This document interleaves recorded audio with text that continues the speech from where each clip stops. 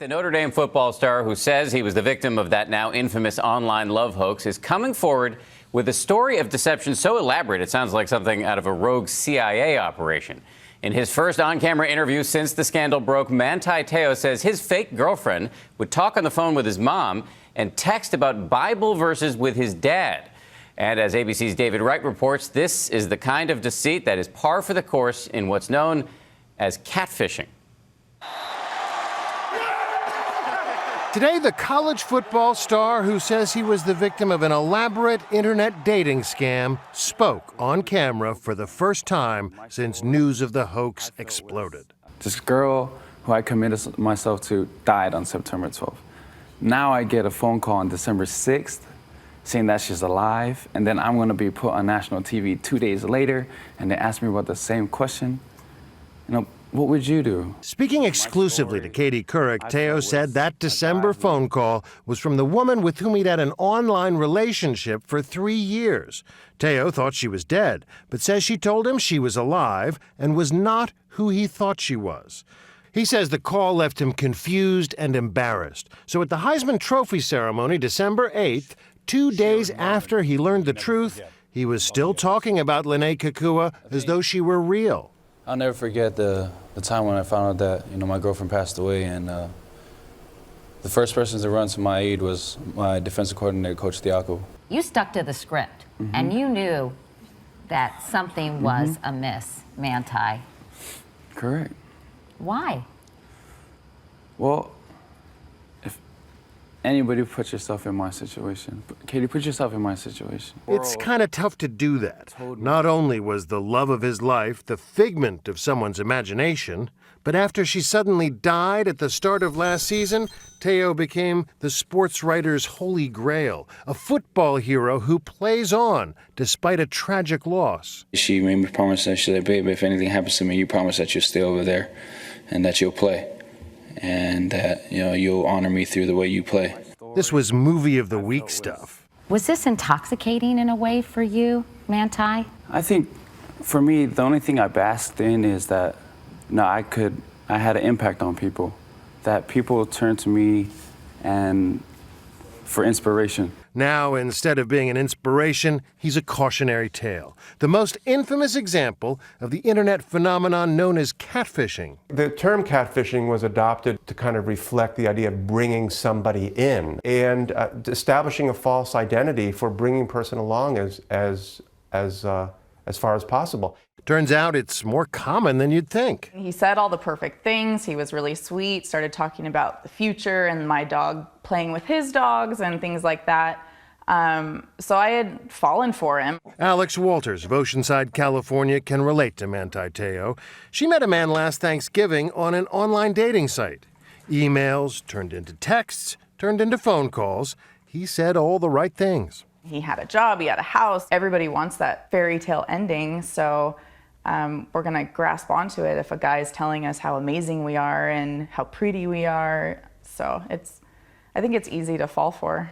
But while the relationship quickly became serious, that face-to-face meeting just never seemed to happen. We scheduled a date, and the day of, I was getting ready, and about an hour before, and he texted me and said he had the flu. The first of many broken dates. The excuses became more and more elaborate. He was T-boned by a drunk driver, ended up having a knee replacement. He had blood clots. He fell and had to go back to the hospital. The story just unravels into a ton of different excuses and lies. Walters started getting suspicious, so she Googled his cell phone number. So this is the website I was directed to view for more information.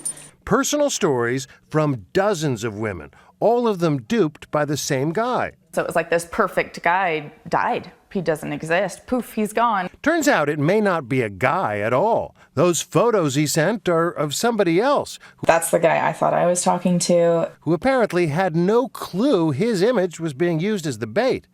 Walter says she now believes her catfish is a woman who lives in Ohio, who's been doing this to people for 10 years.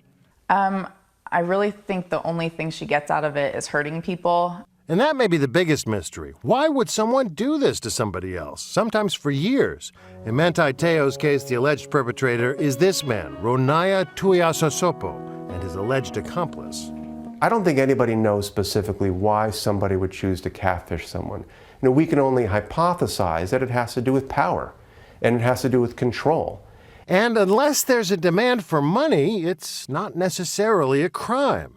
It is very unlikely anyone's going to end up behind bars as a result of this case, even if prosecutors decided to pursue this impersonation crime, which would be really tough. It's a misdemeanor. Maybe not serious in the eyes of the law, but plenty serious for Manti Te'o. Te'o's father told Katie Couric he's heartbroken. I've known him 21 years of his life. And he's not a liar. He's a kid. A kid who's now reeling. What I went through was real.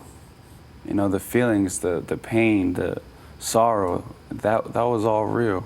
Except that it wasn't real, and that's the problem. I'm David Wright for Nightline in Los Angeles. Thank you, David Wright. A fascinating glimpse into living and loving in the digital age. Of course, the poster child for the perils of online romance has now become Manti Te'o. And as we said, Katie Couric sat down with Te'o and his parents for that exclusive interview, and Katie is with us now. Katie, you sat there with him and with his parents. Did you get a sense that he was telling a credible story? Well, I do think that his affection for this young woman was very real.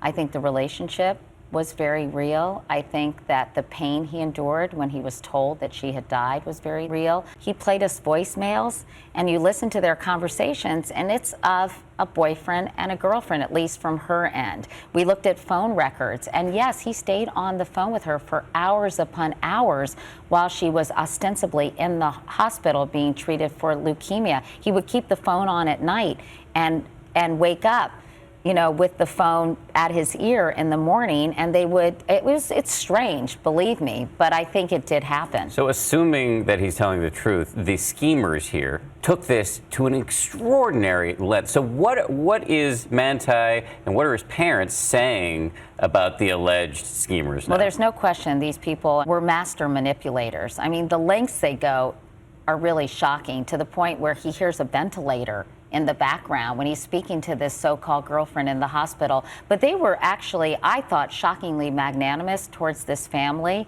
They have kind of expressed their concern for this 22-year-old boy who apparently perpetrated this hoax. So I was actually very surprised to see that, especially given the fact that his family, his parents, were as sucked in as he was. Katie, thank you, and we will all be watching when the full version of that extraordinary exclusive interview airs on Thursday's edition of The Katie Show.